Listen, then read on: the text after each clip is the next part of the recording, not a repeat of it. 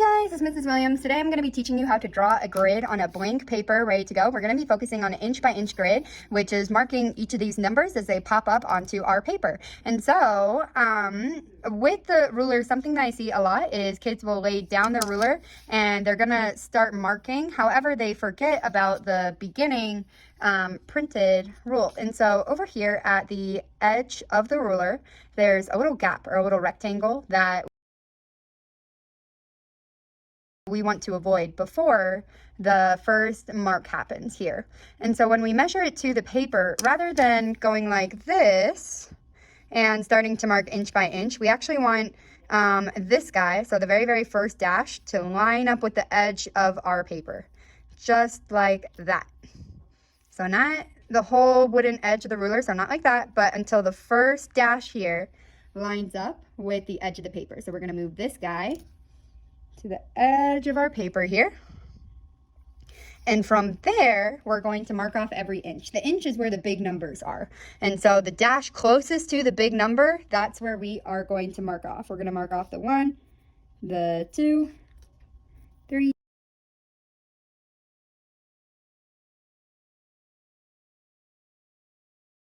mark.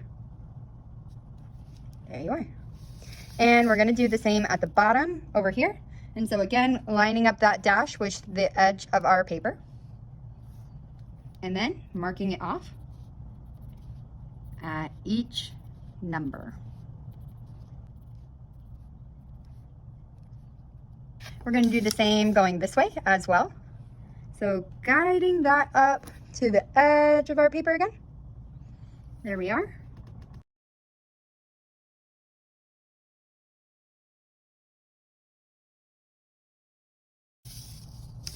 And one last time.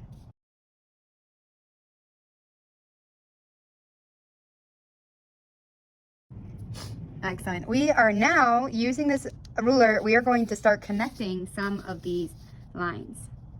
So when you lay your ruler across this way, we're going to make lines going this way first, and then we're going to focus on drawing these lines going to the side.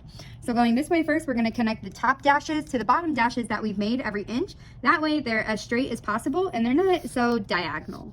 And so you're going to hold your ruler down with one hand, and then using your pencil, drag it across.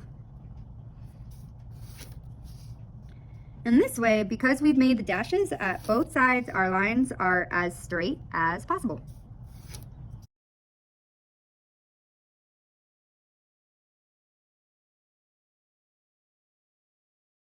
I'm naturally a really diagonal person, and so naturally my hand tends to accidentally make lines going this way. Not a lot, but after a while it adds up. So that's why I love doing dashes at the top and bottom, to remind me to draw as straight a line as possible.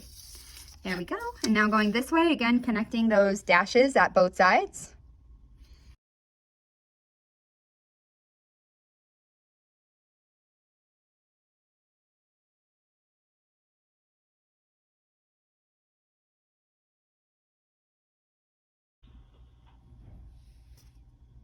So usually my students tend to freak out about this tiny little short row down here at the bottom. But remember, our paper, the technical measurements for that paper are 8.5 by 11. So this side is technically 8.5 inches. So it goes a little bit past the 8 here. And that's why you're going to have this short row there. That's okay. And sometimes we're going to cut that row off with scissors. And sometimes we're going to leave it alone and let it be there. And we'll see that in our shorter and tinier grid. For this assignment, I'm going to show you the picture we have to work with. All right, guys, so this week we're going to be working with a photo of a famous sculpture. So this guy again, I know you've missed him.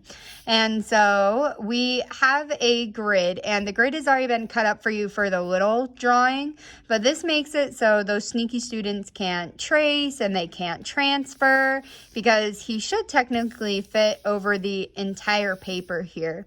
And we have the letters A through I at the top, so eventually you will need to actually label your squares.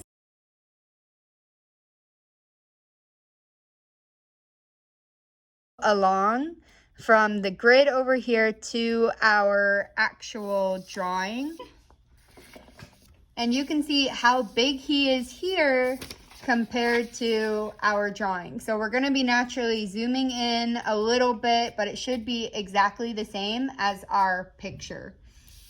All right, guys, hopefully this helps how drawing the grid and what it should look like in the end, and not being worried about this tiny little row, this 1/2 inch row. From here, we're going to continue making our grid, and I wish you the best of luck.